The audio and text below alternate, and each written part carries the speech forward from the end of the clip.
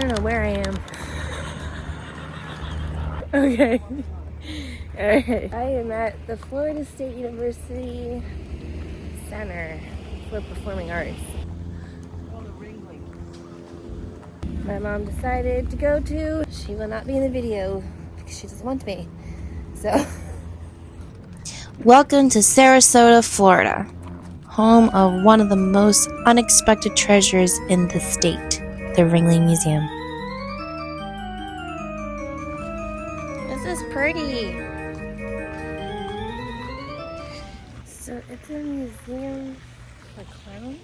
A big show, the Ringling Brothers. Oh, for a circus. For a circus. A museum for a circus. So my mom brought me to this museum for her birthday weekend. I had no idea what I was getting myself into, but I really enjoyed it. It's called a flamboyant. It's true.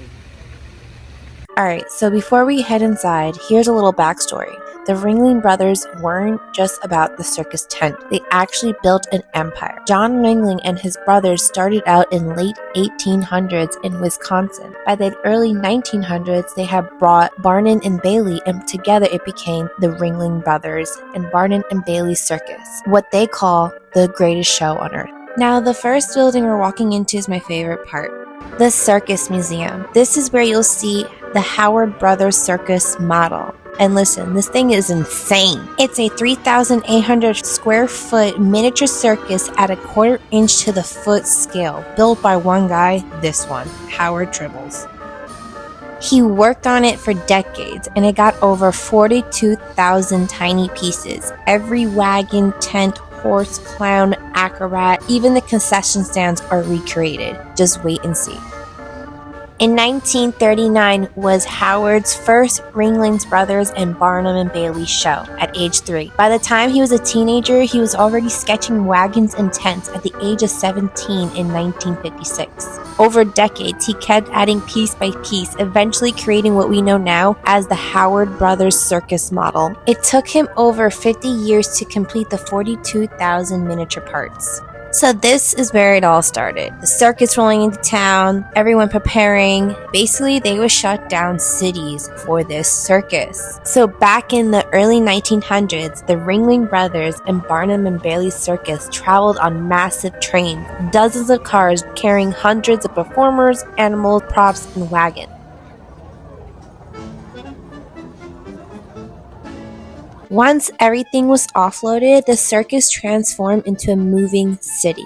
Behind the scenes, they had tents for everything. There were blacksmith tents, wardrobe tents, even hospitals and barbershops. It wasn't just performers. It was entire community traveling together, setting up overnight, then moving to the next city to do it all over again. The cool part is, Howard Tibbals captured it all. The big moments and the behind-the-scenes stuff that most people never saw.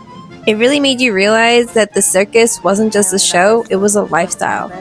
And not only that, to make you realize that this thing was huge. They don't do circus like this anymore. You know what I mean?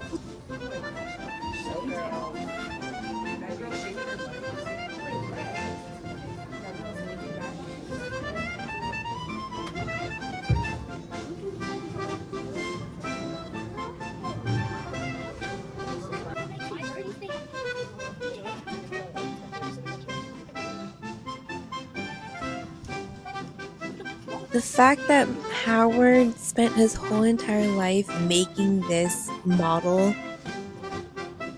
was insane.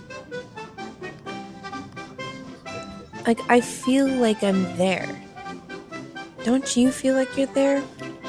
Put in the comments what you think.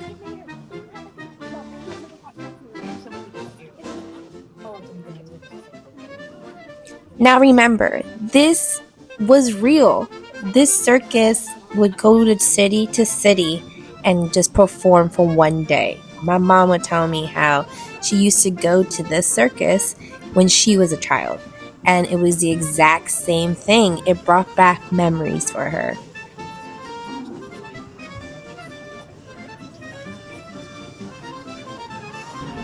Now this is the main event, the main tent where the show goes down.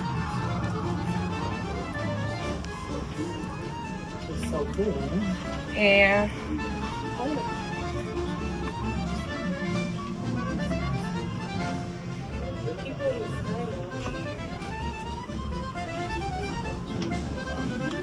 That's crazy.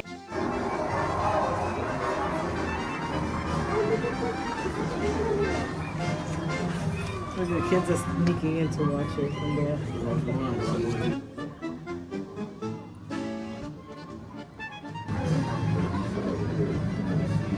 This is where they rehearse.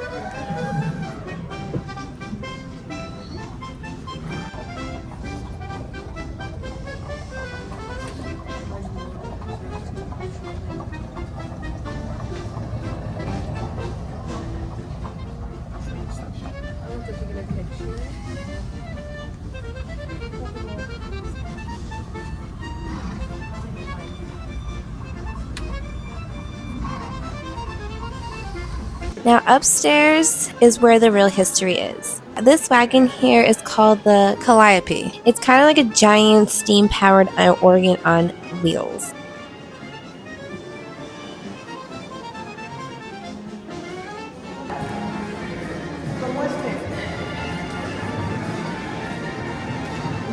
You could probably hear it. Can you hear it?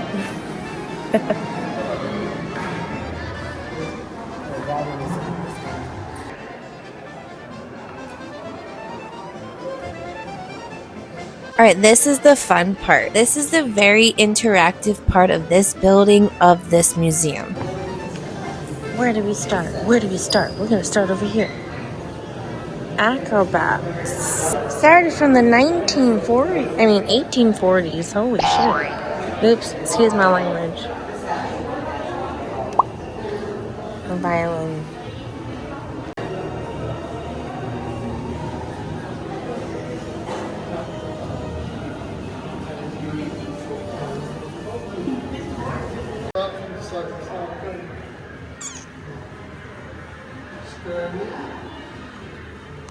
Now, I'm really surprised I didn't have a real live elephant to show.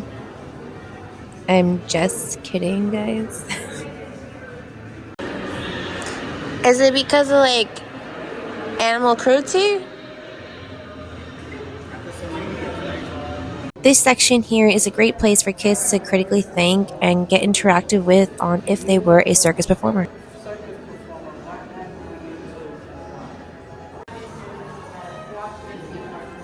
Shoot the cannon. We're gonna shoot the cannon. Stand by.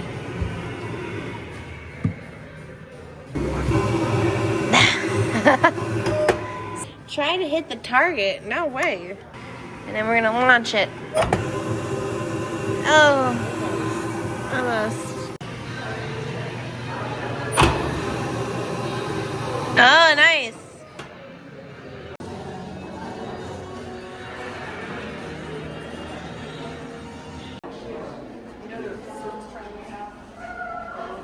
He uses the sock to powder.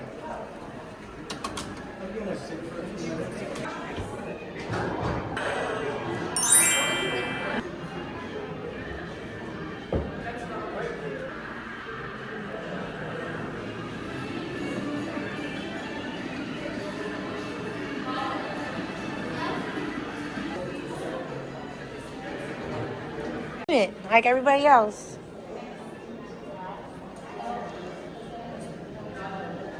Oh, and then it gets thinner.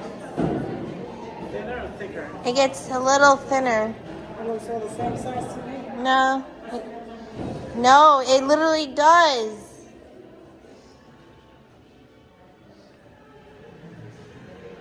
It does get a little thinner. You don't see it. Oh my god.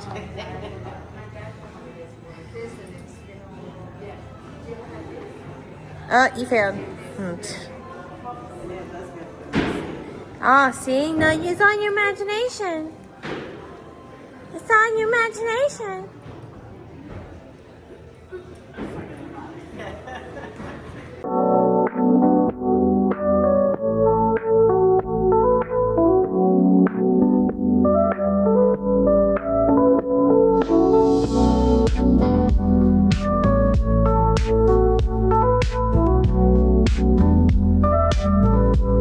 All right, a little bit more about the Ringling Brothers. They started out in the 1880s in Wisconsin, putting on little shows with music and simple acts. Pretty much, they went quickly from traveling by wagon to owning their own trains, which they could travel around the country. By 1907, they bought out their biggest rival, Barnum and Bailey, and that's when the circus became the greatest show on earth.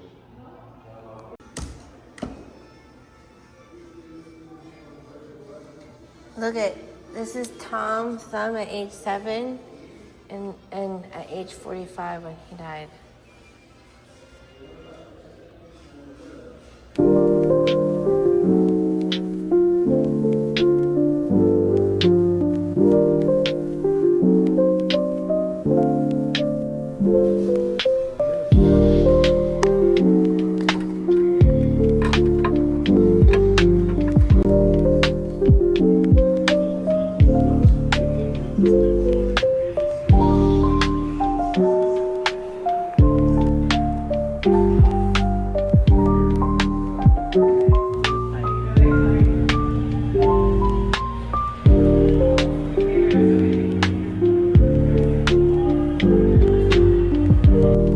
Elephants would wear those on their heads.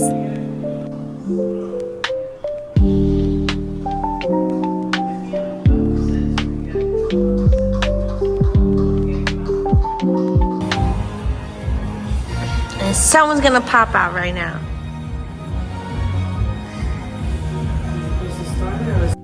Here are some more of Howard's figurines that he made. Now these are amazing. Like, he literally made every design, every costume that they had, and look, it goes down the room. Like, I don't know how, I mean, this is insane. I was like speechless when I came to see this. This is Howard's workshop that officially opened in the Ringling Museum in 2006. Visitors would come to see him working on the model inside the museum. He continued to make pieces into the 2010s, even when he turned 70 and 80. Howard passed away at age 85 in the year of 2022. You can see his lifelong work at this museum as long as it's open.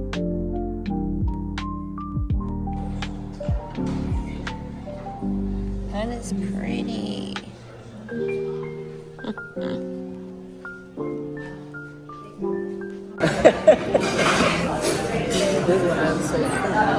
What? What? Nothing.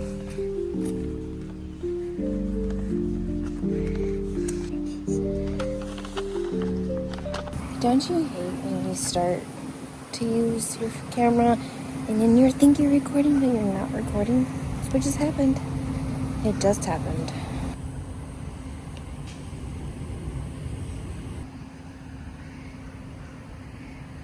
Creepy. Now this is one of the gardens on the 66-acre estate. There's another garden part, but this specific garden holds the gravesite to 3 of the Ringling brothers and 1 of their wives.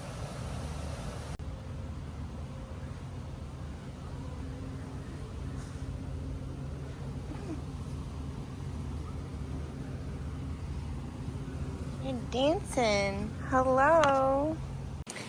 Well, I don't know what time you'll come to this area, but they have this area blocked off because I think from the hurricane. I think they said it was still damaged, right? They said, yeah. So whatever time you come, this will be. I'm sweating my ass off. So cute. So hot.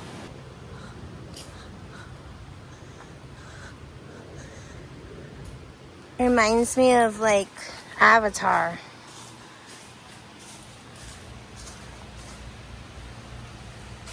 We're in Avatar. Just kidding.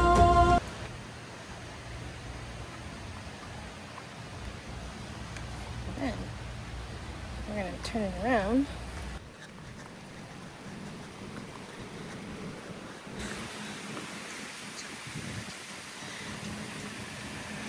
So we're not going inside the house because the whole house is not even open.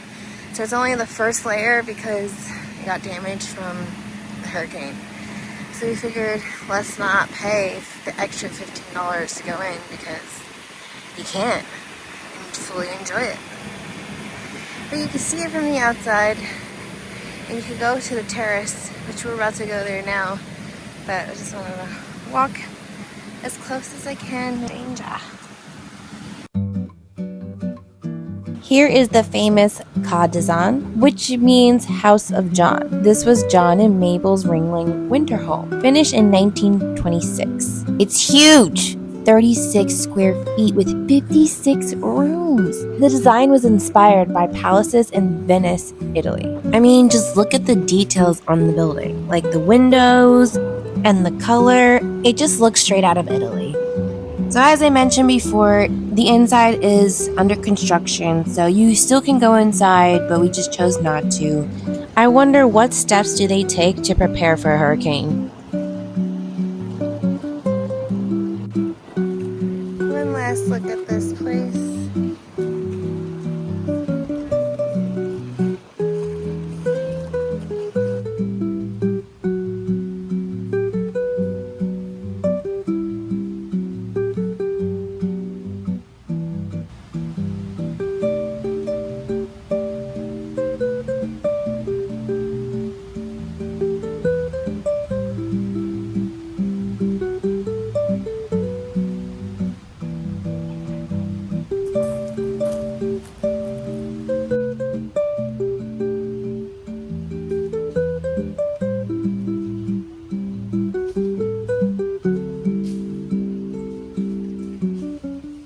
We've been here since probably, I'm gonna say like 11:30.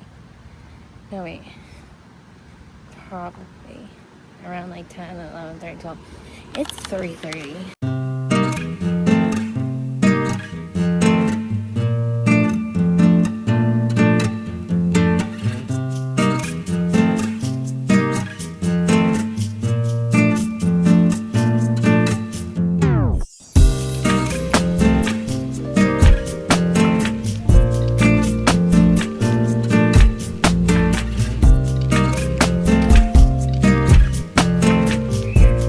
I guess this is where they have all the roses, but I don't see any roses.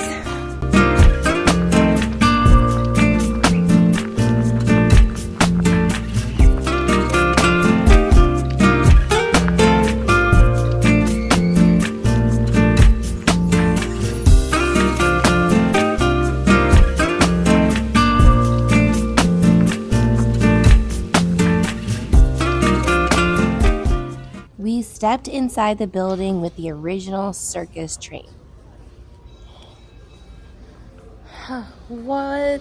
This is so cool. And we got the original ticket office wagon. I believe that's a picture of the Ringling brothers.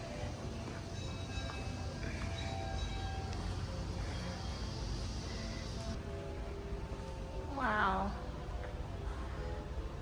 It's a lot of people.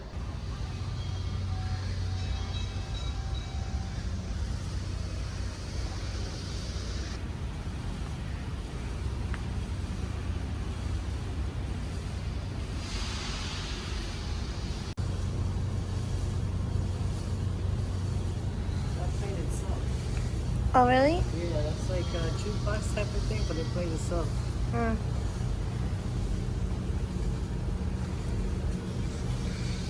The detail is fun.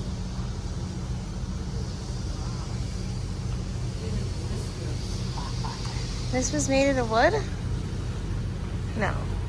This is like Wood carvers, yeah. This is made out of wood. It's insane. So this is how they would travel back in the day. It's amazing to me because the detailing and the way it was so elegant back in the day. I mean, it's nice. These are nice rooms. I would love to stay in here if I could. That's what I was just thinking.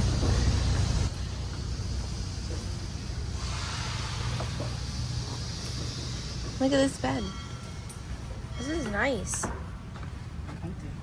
Way bigger than they are now, are they?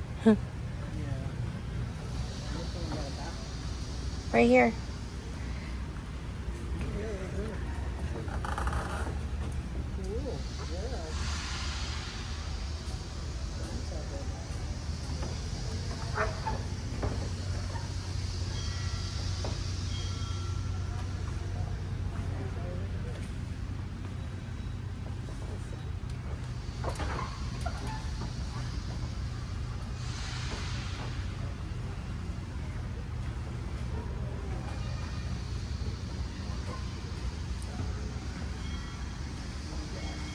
I did go inside, but not the ceiling.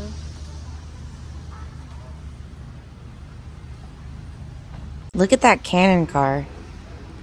I'm gonna say, stopping by these buildings really helped out with the heat. We came in the middle of July, so we were sweating. Whoa, that thing is huge. I would recommend if you do come in the summertime, take as much time in these buildings and get to know the history because it was hot, I'm not gonna lie.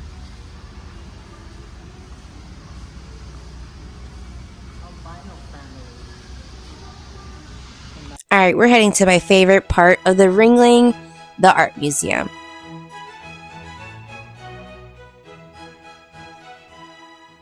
This place is massive. John and Mable started collecting in the 1920s and they did not hold back. This museum holds at least 10,000 pieces of art. Everything from ancient sculptures and decorative arts to paintings by European masters.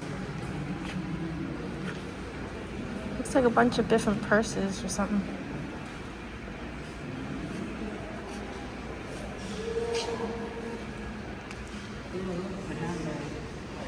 There's another one. yeah, that's cool.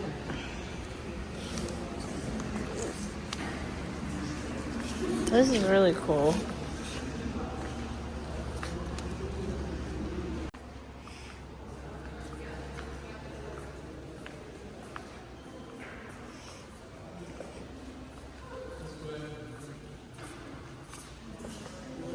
All the kids here, they were like, I'm bored.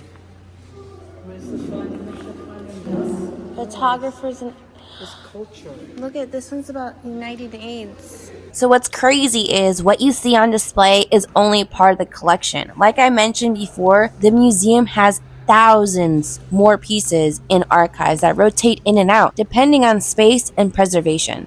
So even if you've been here before, chances you'll see something new each time.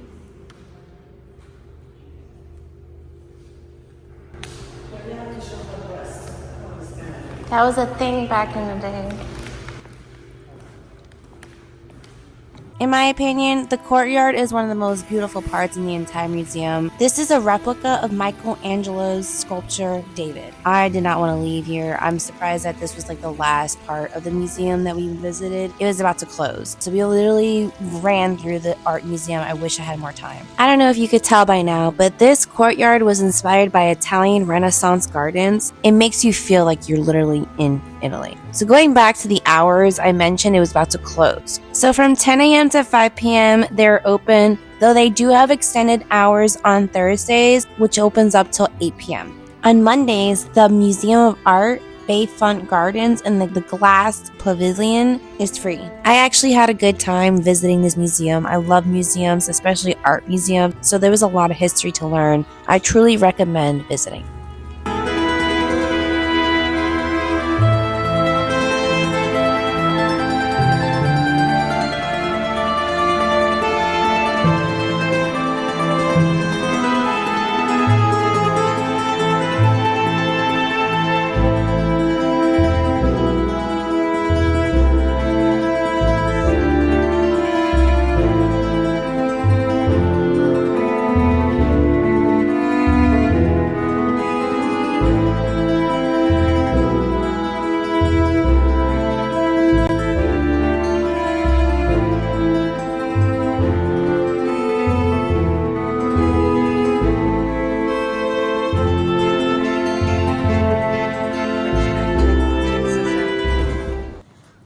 Alright, well, we did it. Happy? Yeah, love it. Love it, love it, love it.